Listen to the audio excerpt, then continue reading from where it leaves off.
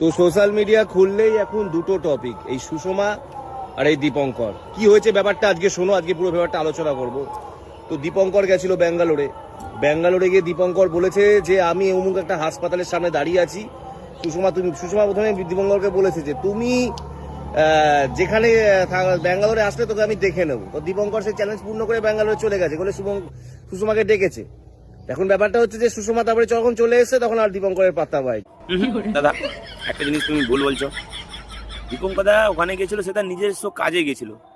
এত বড় ক্রিয়েটার হওয়ার পরেও তার নিশ্চয়ই ওরকম সে হবে নি যে সে চ্যালেঞ্জ করে গেছে। তো আশা করছি এই জিনিসটা তো মোটেও নয়।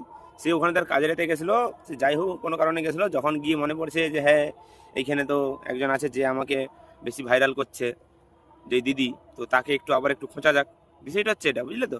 আর অন্য কিছু নয়। চ্যালেঞ্জ ফ্যালেঞ্জের ওইসব দিক দিয়ে দাদা আসেনি, চ্যালেঞ্জে এসছে দিদি। কারণ সে যখন সঙ্গে সঙ্গে বলা মাত্রই সে ওখানে এসে গেছে, আর 10-15 মিনিটের মধ্যে এসে গেছে। তখন তাহলে যদি চ্যালেঞ্জ, সে যদি ওই বিশেষ করে যদি ওই চ্যালেঞ্জের জন্য সে এসছে, তাহলে সে ওখানে ওইটার জন্য এসছে, মানে ওটার জন্য হোল্ড করতো, সে ওখানে দাঁড়াতো। তো সে দাঁড়ায়নি, সে হোক আড়াল থেকে লুকিয়ে দেখছে এরকম করে, বা সে পালিয়ে যা হোক মোটামুটি করেছে। মোটামুটি ওটা চ্যালেঞ্জ সে করেনি, চ্যালেঞ্জ দিদি অ্যাকসেপ্ট করেছে, ওটাকে চ্যালেঞ্জ, বুঝলে দাদা? দীপঙ্কর তখন চলে গেছে। প্রথমে দীপঙ্কর বলছে আমি আছি। তো ব্যাপারটা হচ্ছে, আমি একটা কথাই বলতে চাই, দীপঙ্করকে বলবো, সুষমাকেও বলবো, দেখো প্লিজ সোশ্যাল মিডিয়া না তোমরা এগুলো বন্ধ করো। মানে এগুলো ফালতু কন্ট্রোভার্সি করে কি হবে সব। দীপঙ্কর তোমার সৌম্যদা নামটা ঠিক বলেছি কিনা বলবে। নামটা একবার দেখেছিলাম তোমার ভিডিও, সেই দেখাতেই নামটা বললাম। তুমি যে কথাটা বলছো না, সব ঠিক আছে মানছি, কিন্তু কিছু কিছু জিনিস তোমার মানে যেটা বলছো ওটা মানার না। তুমি যে আগে বলছো ওদেরকে যে সোশ্যাল মিডিয়া এইসব করা বন্ধ করো, তুমি আগে তাদেরকে বলো দেখিনি, যারা এইসব নোংরা মেসেজ ছড়াচ্ছে বা নোংরামি করছে সোশ্যাল মিডিয়াতে। আগে তাদেরকে বলো দেখিনি যে হ্যাঁ ভাই বা বোন বা দাদা বা দিদিরা, তোমরা এক কাজ করো, সোশ্যাল মিডিয়াতে এসে ন্যাংটালাজ বা নোংরামি এখানে করো না।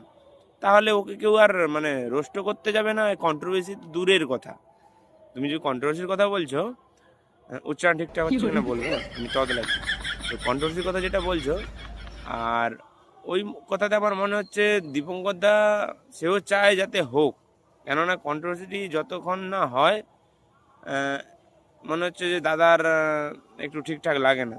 তাই দাদা ওখানে এসে ব্যাঙ্গালোরে এসে তো গেল, কিন্তু এসে যাওয়ার পর আবার চলেও গেল।